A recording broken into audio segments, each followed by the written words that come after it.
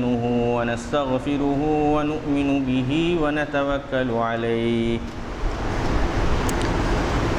ونعوذ بالله من شرور أنفسنا ومن سيئات أعمالنا من يهده الله فلا مضل له ومن يضلله فلا هادي له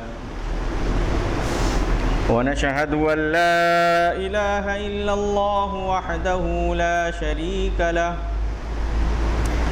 ونشهد أن سيدنا ونبينا ومولانا محمدا عبده ورسوله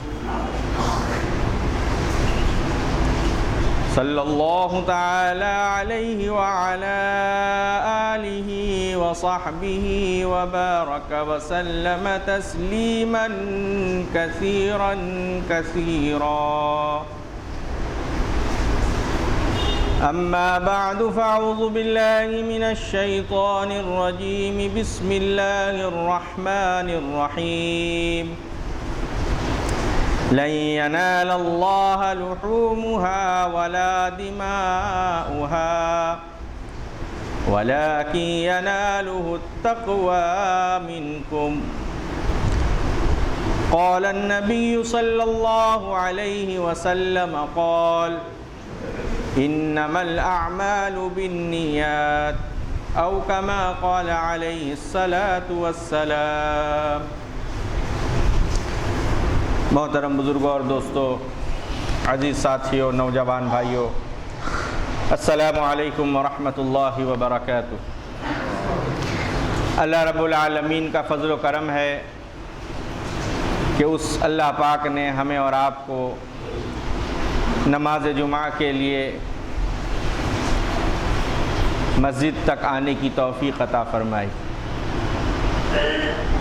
عزیزان محترم، گزشتہ ہفتہ میں نے حضرت سیدنا ابراہیم علیہ السلام کے تعلق سے آپ حضرات کو یہ بتلایا تھا کہ حضرت ابراہیم علیہ السلام سے اللہ نے 4 بڑے امتحان لیے، اور جو اللہ کا مقرب بندہ ہوتا ہے اللہ تعالیٰ اس سے امتحان بھی اسی طرح لیتے ہیں۔ آپ نے دنیا میں دیکھا ہوگا کہ کے جی کا اگر کوئی اسٹوڈنٹ ہوتا ہے تو جب اس کا ایگزام ہوتا ہے تو اس میں کے جی کے ہی سوال آتے ہیں، اور جب میڈیمک کا ایگزام ہوتا ہے تو اس کا پیپر بھی میڈیمک کی طرح بنتا ہے۔ جب کسی کالج کا امتحان کا ٹائم آتا ہے تو اس کا پیپر کالج کے حساب سے سیٹ ہوتا ہے۔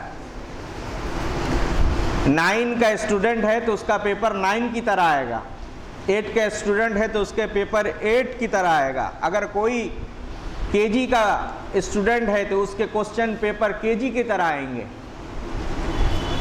تو جس کا ایمان جتنا مضبوط ہوتا ہے اس کا امتحان بھی اتنا سخت لیا جاتا ہے تاکہ اس کے درجات بلند کیے جائیں، اس کو مقام بلند کر دیا جائے۔ تو سیدنا ابراہیم علیہ السلام تو اللہ کے پیغمبر تھے، تو اللہ نے امتحان بھی ویسا لیا۔ حضرت ابراہیم علیہ السلام کے امتحانات تو بہت لیے اللہ نے، چھوٹے بڑے ملا کر، مگر 4 بڑے امتحانات اللہ نے لیے۔ ان میں سے 2 امتحان میں نے گزشتہ ہفتہ آپ حضرات کو بتلایا، اور 2 امتحان میں آج کی گفتگو میں آپ حضرات کے سامنے پیش کر رہا ہوں۔ پہلا امتحان تو حضرت ابراہیم علیہ السلام کو نمرود نے آگ میں پھینکا، یہ پہلا امتحان بڑا۔ اور دوسرا بڑا امتحان یہ ہوا کہ جس اولاد کو مدتوں کے بعد مانگا اس اولاد کو بیابان جنگل میں چھوڑ کر آنے کا اللہ کا حکم ہوا۔ کہ ایسی آبادی میں چھوڑ آؤ کہ جہاں نہ پانی ہو نہ سبز ہو، بیابان جنگل میں چھوڑ کر آؤ۔ اور تیسرا امتحان کہ جب وہ بچہ بڑا ہو گیا، جب وہ بچہ چلنے لگا، جب وہ بچہ بولنے لگا،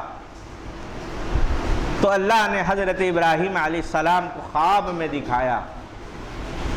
اور کیا خواب تھا، اللہ اکبر، جس کا ذکر اللہ نے قرآن میں کیا ہے۔ اللہ نے فرمایا کہ میں نے ابراہیم کو خواب دکھایا۔ جب حضرت ابراہیم خواب سے بیدار ہوئے تو اپنے بیٹے سے حضرت ابراہیم نے جو مکالمہ کیا، جو باپ بیٹوں کے درمیان جو گفتگو ہوئی، اللہ نے اس کو قرآن میں بیان کیا۔ فَلَمَّا بَلَغَ مَعَهُ السَّعْيَ قَالَ يَا بُنَيَّ إِنِّي أَرَى فِي الْمَنَامِ أَنِّي أَذْبَحُكَ فَانظُرْ مَاذَا تَرَىٰ۔ کہ اے بیٹے، میں خواب میں دیکھ رہا ہوں۔ نبیوں کا خواب سچا خواب ہوتا ہے، ہمارے اور آپ کی طرح نہیں۔ نبیوں کا خواب جو ہوتا ہے وہ حکم الہی ہوتا ہے۔ حضرت ابراہیم علیہ السلام صبح اپنے بیٹے سے کہہ رہے ہیں فَلَمَّا بَلَغَ مَعَهُ السَّعْيَ قَالَ يَا بُنَيَّ إِنِّي أَرَى فِي الْمَنَامِ أَنِّي أَذْبَحُكَ فَانظُرْ مَاذَا تَرَىٰ۔ کیا ہے بیٹے، میں خواب میں یہ دیکھ رہا ہوں کہ تمہیں میں اللہ کی راہ میں قربان کر رہا ہوں، تمہاری کیا رائے ہے؟ تم اس بارے میں کیا کہنا چاہتے ہو؟ تمہارا باپ تو دیکھ رہا ہے خواب میں۔ تو بیٹا بھی تو نبی کا بیٹا تھا، اور وہ بھی تو سر پہ نبوت کا تاج اس کے سر پہ بھی تو سجنے والا تھا۔ قال یا ابت فعل ما تؤمر، بیٹے نے جواب دیا۔ حضرت اسماعیل علیہ السلام نے اپنے بیٹے، اپنے ابا حضرت ابراہیم کو جواب دے رہے ہیں۔ قال یا ابت فعل ما تؤمر ستجدنی ان شاء اللہ من الصابرین۔ کہ ابا جان، اگر یہ آپ کو اللہ کے طرف سے حکم ہوا ہے تو آپ اس حکم کو کر گزاریے، آپ مجھے صبر کرنے والوں میں سے پائیں گے، آپ مجھے صبر کرنے والوں میں سے پائیں گے۔ اب سیدنا ابراہیم علیہ السلام لے گئے اپنے بیٹے کو بیابان جنگل میں، چھری رکھی آپ نے گردن پر، آسمان سے فرشتے حیرت زدہ ہیں کہ یہ کیا ہو رہا ہے۔ انسانی تاریخ میں پہلی دفعہ ایسا ہوا کہ ایک باپ نے اللہ کے حکم پر اپنے بیٹے کی گردن پر چھری رکھ دی۔ فرشتے حیرت زدہ ہیں کہ اللہ یہ کیسا امتحان لے رہا ہے، یہ کیا امتحان ہے، کیا حکمت ہے۔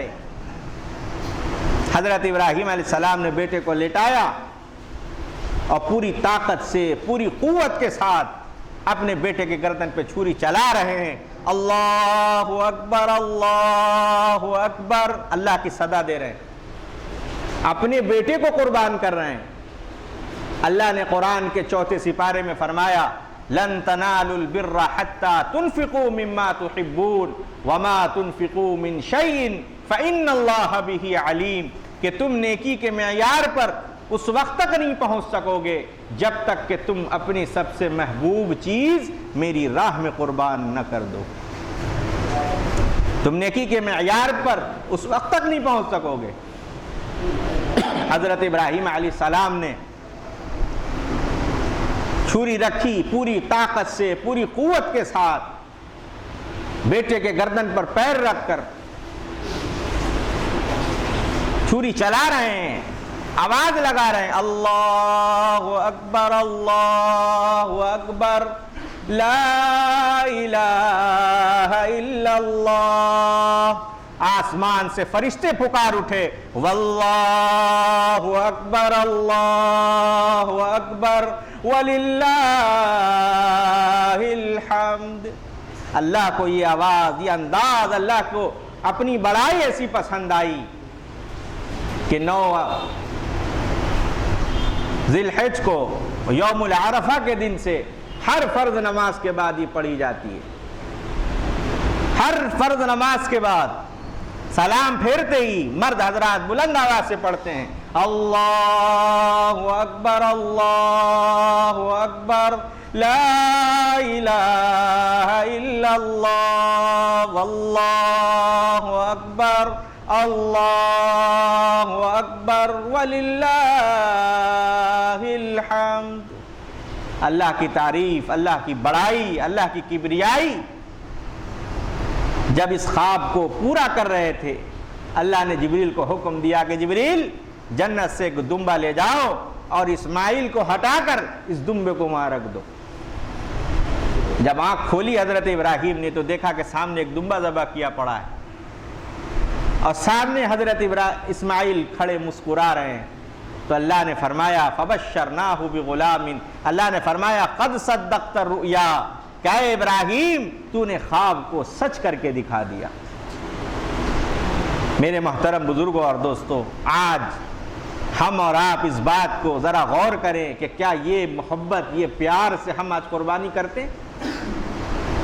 ہماری قربانی دکھاوے والی قربانی، ہماری قربانی نمائشی والی قربانی. ایسے لاک ڈاؤن کے حالات میں بھی لاکھوں لاکھ روپے کے جانور لائے گئے. یاد رکھیے جو لوگ دکھاوے کی قربانی کرتے ہیں اللہ تعالیٰ کو ایسے دکھاوے والی عبادت پسند نہیں ہے. اللہ نے کہہ دیا لن ينال اللہ لحومها ولا دماؤها ولكن يناله التقوى منكم. تم جو اپنے جانور کو ذبح کرتے ہو تم کیا سوچتے ہو اللہ تک اس کا خون پہنچتا ہے، اللہ تک اس کا گوشت پہنچتا ہے؟ نہیں، اللہ تک تمہارے دل کا تقوی پہنچتا ہے کہ تم کس طرح اپنی محبت اور پیار سے اپنی جانور کو اللہ کے راہ میں قربان کر رہے ہو. تو تقوی اختیار کیجئے. آج تقوی اختیار نہیں کیا جاتا. نمائشی قربانی، دکھاوے والی قربانی اور ایسے قربانی کو اللہ تعالیٰ کے یہاں مقبول نہیں ہے. اللہ کے یہاں مقبول نہیں ہے. ہو سکتا ہے ہمارے علاقے میں لوگ جو ہے ہمارے جانور کو دیکھ کر کہیں کہ فلاں کے جانور ہے، فلاں لاکھ کا آیا ہے، مگر اللہ کے یہاں یہ مقبول نہیں ہے. اللہ کے یہاں کوئی عبادت دکھاوے والی قبول نہیں ہے. چاہے وہ دکھاوے والی حج ہو، دکھاوے والی نماز ہو، دکھاوے والے زکوٰۃ ہو، دکھاوے والی قربانی ہو، اللہ کے یہاں دکھاوے والی عبادت قبول ہوتی ہی نہیں ہے. تو میرے محترم بزرگوں اور دوستو، کل عید الاضحیٰ کا دن ہے، کل بقرعید ہے. ہم اپنے جانوروں کو اللہ کے راہ میں قربان کریں گے، مگر ساتھ ہی ساتھ سیدنا ابراہیم علیہ السلام نے اپنے بیٹے کو اللہ کے حکم پر قربان کیا. تو ہمیں بھی وہ محبت، وہ پیار، وہ الفت، وہ اللہ کی رضامندی پر اپنے جانوروں کو قربان کرنا ہے. آخر میں ایک چھوٹا سا لطیفہ بتا دیتا ہوں. آج ہمارے یہاں جیسے حالات ہیں ایسے حالات میں غریبوں کا خیال رکھیے. آج ہمارے یہاں ہوتا یہ ہے کہ جس کے گھر قربانی ہوتی ہے وہ قربانی کا سارا گوشت رکھ لیتے ہیں اور گنے چنے ہوئے لوگوں کو گوشت تقسیم کرتے ہیں. اور زیادہ تر یہ ہوتا ہے، میکسیمم یہ دیکھا گیا ہے کہ اگر میرے یہاں قربانی ہوئی اور اگر میرے دوست کے یہاں قربانی ہوئی تو ہم اپنے گوشت کو اپنے دوست کے یہاں بیچ دیتے ہیں اور دوست کے یہاں جو قربانی ہوتی ہے وہ گوشت ہم کو بیچ دیتا ہے. غریبوں تک نہیں پہنچتا ہے. غریبوں تک بھیجیے، غریبوں تک گوشت دیجیے. اور ایسا ہوتا ہے کہ گوشت ہمارے فریج میں محرم تک رہتا ہے. بعض گھروں میں محرم تک بقرعید کا گوشت رکھا رہتا ہے. ایک حاجی صاحب سوئے رات میں تو دیکھا کہ جنت میں تمام بکریاں اچھل کود رہی ہیں جن کی قربانی ہوئی تھی، اور حاجی صاحب کی بکری جو ہے وہ بیٹھی ہوئی ہے. تو حاجی صاحب گئے اپنی بکری کے پاس اور بکری سے کہا کہ ارے تم کو بھی تو ہم خریدا تھا 70,000 روپے میں، دیکھو تو کلو حاجی صاحب کی بھی بکری اچھل رہی ہے اور نتو حاجی صاحب کی بھی بکری اچھل رہی ہے اور پیارے حاجی صاحب کی بھی بکری اچھل رہی ہے، تم کیوں نہیں اچھل رہی ہو؟ تم بھی اچھلو. کھاؤ پیو جنت میں گھومو جیسے اور سب بکریاں گھوم رہی ہیں. تو بکری جواب دیتی ہے جی حاجی صاحب میرا چاٹ تو پایا تو ابھی تک تمہارے فریج میں رکھا ہوا ہے. یہ چاٹ تو پایا تو ابھی تک تم فریج میں رکھے ہوئے ہو, محرم آ گیا. تو ایسا نہ کیجئے, غریبوں کا خیال رکھیے, مسکینوں کا خیال رکھیے, اور یہ دعا کیجئے کل عید الاضحیٰ کے دن کہ اللہ تعالیٰ عید کے دن سے ایک نئے دور کا شروعات کرے, ایک نئے دور کا آغاز کرے, اور اس وبا, اس بیماری سے سارے ہندوستان کو, پورے دنیا کو اللہ تعالیٰ اس وبا سے اور اس مصیبت سے اللہ تعالیٰ ہم تمام کی حفاظت فرمائے. وآخر دعوانا ان الحمد للہ رب العالمین.